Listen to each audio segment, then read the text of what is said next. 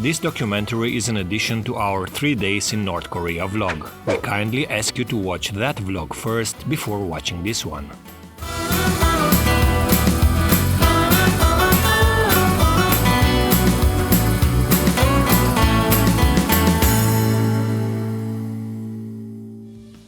If I do not like a certain music style, that doesn't mean that I will start criticizing those who sing or listen to it. Behind every artist there is a heavy workload and people who appreciate their work. If I do not understand it, all I can do is at least appreciate and respect the artist and focus on what I like. There's a big similarity between this example and our North Korean vlog situation. People have immediately accused us, even offended us, for the way we have created that vlog. Most people express a hatred towards that country's regime without really knowing anything about the country itself, and everyone expects only a documentation of the country's famine and forced labor camps and atomic bombs. We considered it necessary to have this addition to our North Korean vlog, not to excuse ourselves, but to explain why in North Korea you can only make this type of report, and also to reveal some of the things we experienced there, things we did not or could not mention in our previous vlog.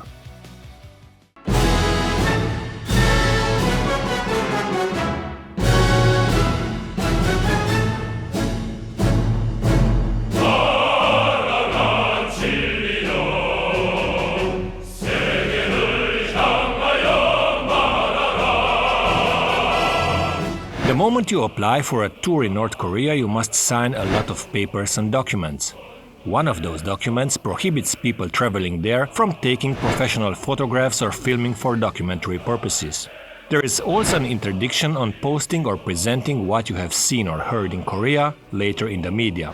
Contracts are signed with Chinese companies, and if taking you a tourist in North Korea damages the image of the Korean communist state and causes the Chinese companies to lose the contracts there, they have the right to sue you and claim damages. We were able to obtain the right to shoot a vlog, but we were allowed to do so only with non-professional equipment and filming only the touristic side of the country. We were told not to touch on subjects that we have not seen with our own eyes or that we were not allowed to film. And we complied with the rules.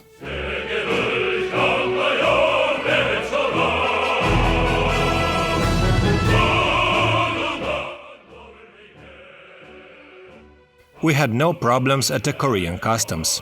Our guides seemed quite familiar with the customs officers. They did not open our luggage, they only wrote down on a piece of paper how many phones and cameras we each had. The entire procedure was less tense than we expected.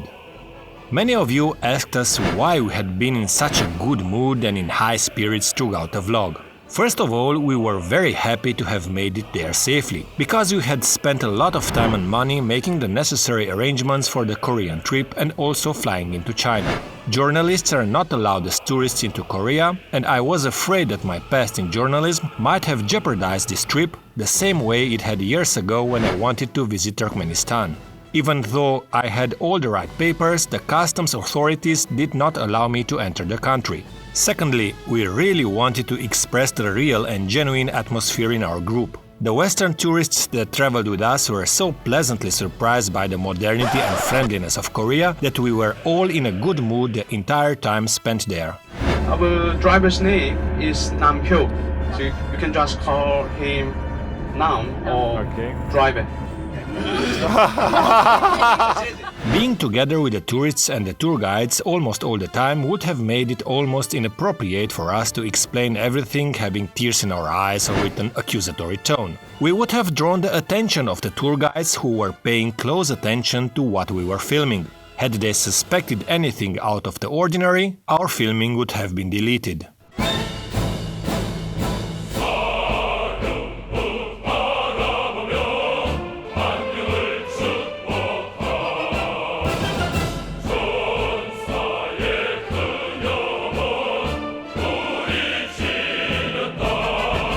We were allowed to film almost everything, because they knew we could not catch anything unusual on camera. We were asked to take fully framed pictures of the president's statues and from as far as possible, but I kept my camera on around my neck and I secretly filmed what I wanted. The only place I could not film was the supermarket that we were allowed to visit by ourselves and where we used the local currency. We were able to exchange money and mingle with the Korean shoppers. There were thousands of people shopping in the mall, and the shop we went in looked like a small local food store somewhere in Europe. It was completely stocked with food, way more than we used to have during the communist era, and some products were even imported from China, Vietnam or Japan.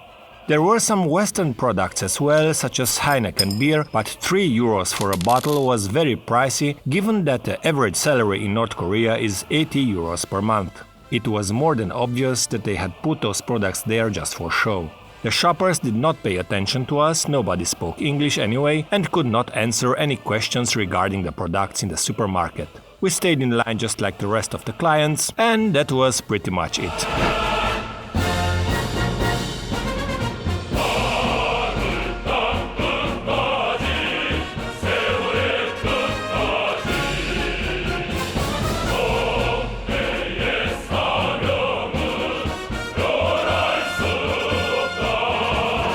The conversations we had with the people of North Korea confirmed that Pyongyang was the city of the elite, where people lived a better life than in the rest of the country, where there was poverty and hunger.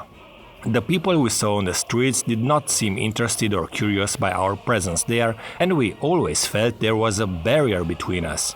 There are 3 reasons for that. The first would be the fact that most of them only spoke Korean, which would have made any kind of dialogue impossible. The second reason would be that they did not want to get into trouble. A well-known fact is that the people of North Korea are not allowed to make direct contact with foreigners. Had the people taken a photo with us or waved hello, it would not have caused them any problems, but having a conversation with a foreigner would have drawn the attention of the authorities, who would have them interrogated. The third reason would be that, after 70 years of communism, people are indoctrinated. There are very few people who know what's outside of the borders of their country or who have access to the prohibited South Korean TV channels. They are constantly told by every means imaginable that the Americans and the Westerns are their biggest enemies. That is why many people on the streets looked at us with contempt and I might even say hatred.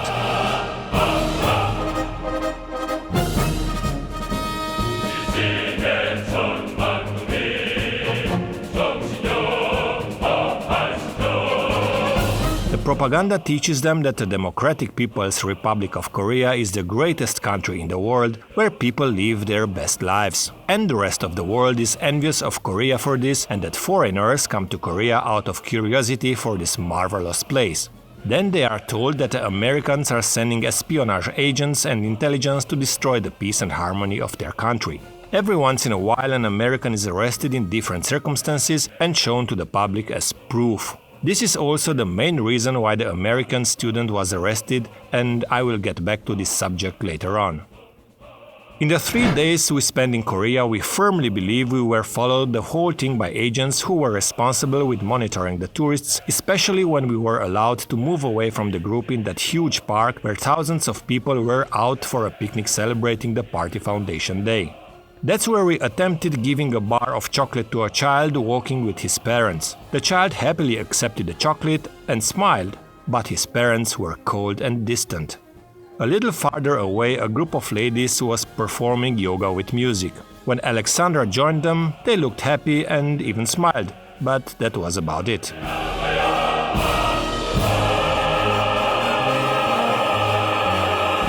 Our hotel room, shockingly modern compared to what we had expected, we even made some more or less sarcastic jokes about it, our room probably had a lot of microphones and maybe even surveillance cameras installed. I discreetly searched for them, but I did not find anything, and I did not want to insist and get into some sort of trouble.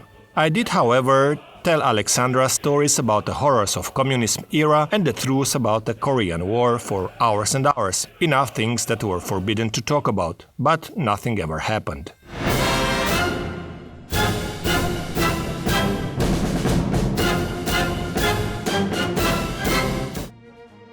At the moment, it seems that Korea is quite relaxed when it comes to foreigners visiting the country. The currency brought into the country is of vital importance for the communist dictatorship. Tourists are permitted a lot of things. Since Americans are no longer accepted by the tour operators to visit the country, we can assume that the trips are relatively safe as long as you abide by the rules. Any attempt of disrespectful behavior while at the president's statues, which are considered their most sacred places, taking down political posters or making anti-communist propaganda would clearly get you in serious trouble.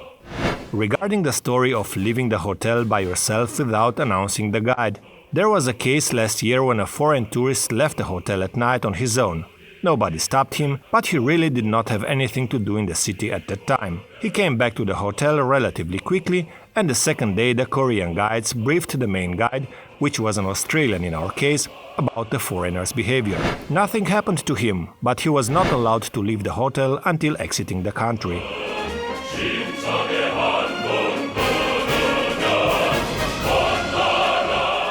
It is very clear that they only wanted us to see a certain part of the capital city that was especially beautified for tourists. It was very clean everywhere, the buildings look well maintained, the main touristic attractions were well organized, and we had a lot of good food. We tried to pick through the first row of buildings and houses, and we thought we saw deserted streets with neglected buildings, but maybe it was just our impression. I asked one of the Korean tour guides about crime in North Korea, and she said there was none. That's not because they had prisons, but re-education camps, she said. It is very clear, if even they admit it. From other buses that passed us by, very few people would kindly wave at us. But it was a very quick gesture, and some were even visibly terrified by their own courage. We wanted to know if locals had access to the same restaurants that had a variety of dishes that we were taken to. They confirmed it by showing us some wedding arrangements, which proved that there were many feasts prepared like that for the locals. My personal opinion is that only the privileged people had access to those places. Besides the tourists, I did not see anyone else dining there.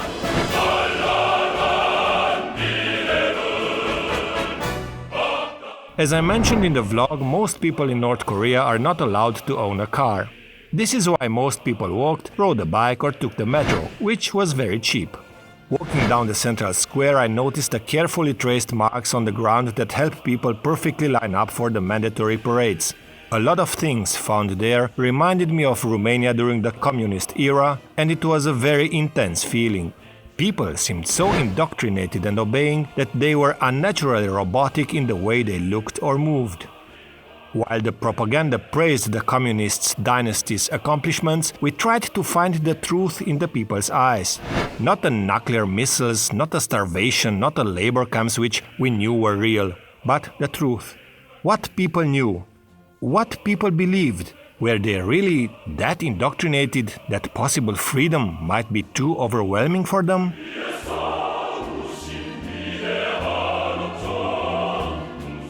Our Australian guide told us how he managed to take one of the Korean tourist managers to the border city from China.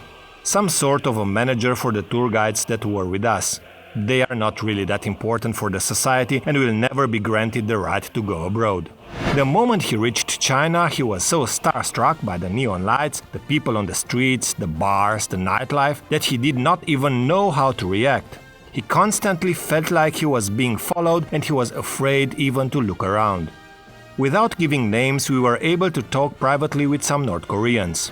Around a bottle of beer, we received some honest answers to our questions.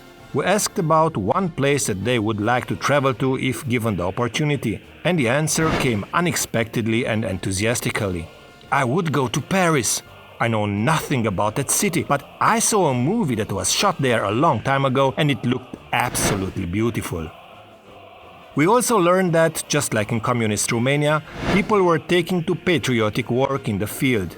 Even our tour guides gave away the fact that they had to, occasionally, take part in the harvesting activities. In the evening we were taken to see an area of modern skyscrapers. We asked why the buildings were uninhabited, and we were told that they had recently finished building them and that the new tenants did not get a chance to move in just yet. The most impressive thing we had the chance to experience in Korea was the mass games, an artistic parade with more than 100,000 participants. We were told that it was a great privilege for them to be part of this parade, that they were socially rewarded and sometimes even materially. But we all know that this is an activity where all the young people are forced to participate and invest hundreds of hours of hard training in very difficult conditions.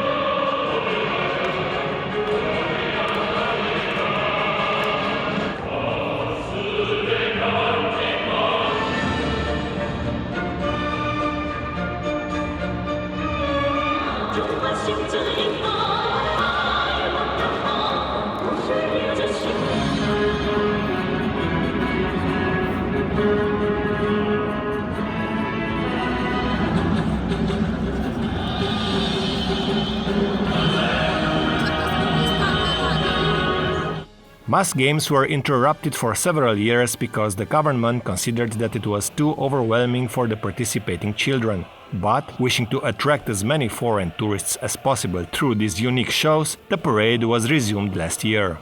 I guess going or not to see the mass games is every tourist's decision, but other groups said it was compulsory to pay the €100 and watch the show.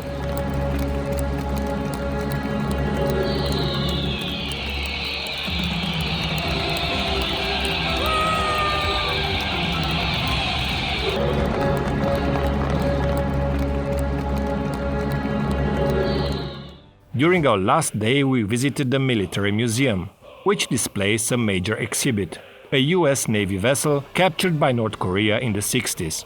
They claim that this is the only US vessel held by another state. At the museum we were presented a totally distorted version of the Korean War, in which the North is presented as a victim and the American imperialism blamed for all the bad things that ever happened in Korea. As we were listening, we realized how each citizen of the country was thought to believe that version of events. So far, I have traveled to more than 50 countries. I am personally convinced that Western propaganda misinforms in many cases. A good example is Iran. It's normal. It's called politics. There are certain interests. When it comes to North Korea, I don't think it's wrong to say that most of what we've heard in the media is true. No, I have not seen proof of the suspected atrocities, but I haven't found proof that invalidates them. Plus, from what I've heard in this country, the negative things seem to be confirmed. We were there as simple tourists, with no intention to make any journalistic investigation.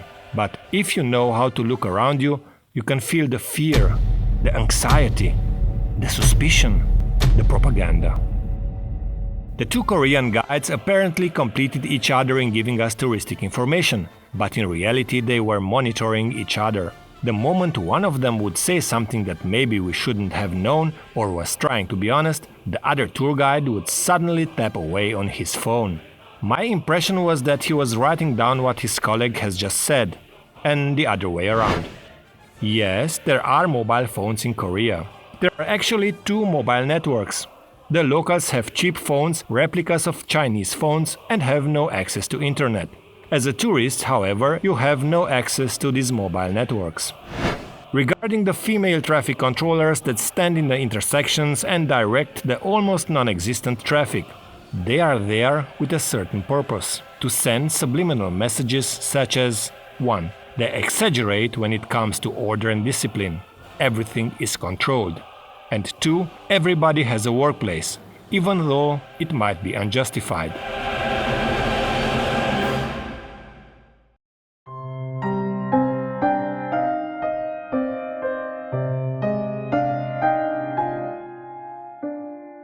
Most of the comments we have received to our vlog refer to the story of the deceased American student.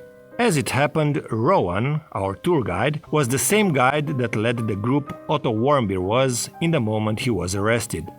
The most credible and well-documented story of the entire affair is the one that appeared in GQ. You can find a link in the description below.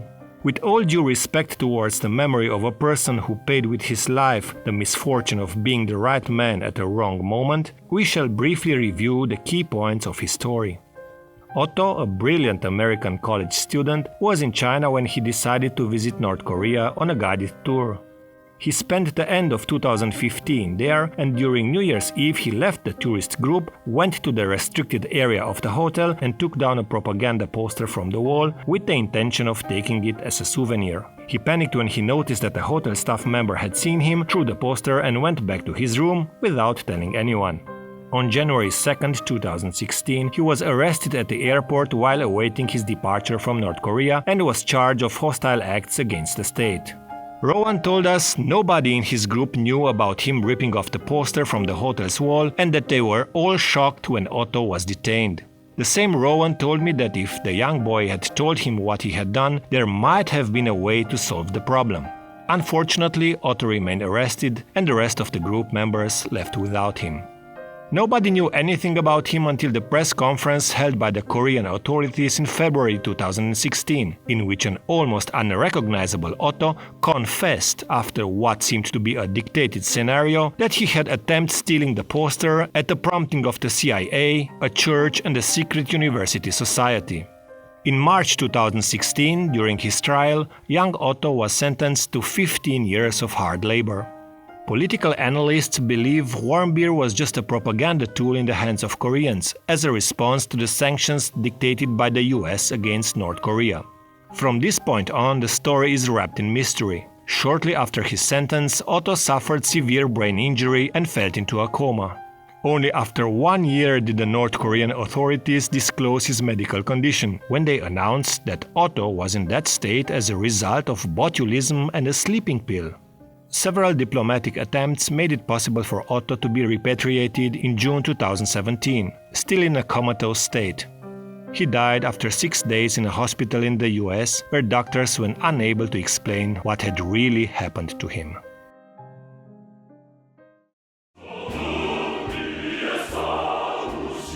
Many viewers have accused us of going as tourists in Korea sponsoring the communist regime. We didn't just go there. We tried to do something. We took a lot of sweets and cosmetic products that were hard to find in Korea with us, and through our guides we made sure that everything would get to the people of North Korea. Also, I wanted to go to that country for a very personal reason.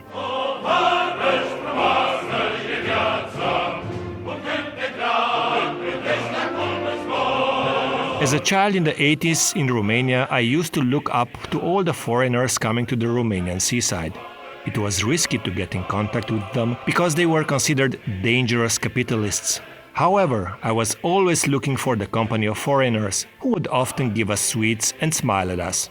They would wear beautiful clothes and exotic perfumes and represented the messengers of a better world, a world we had no access to.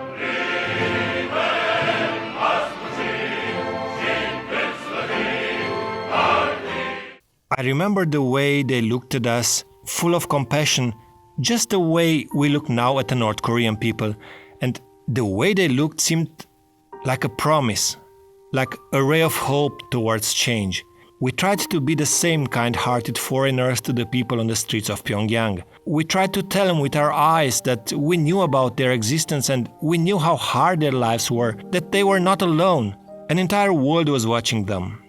We want them to have faith and hope that one day everything will change, just as it did in our country.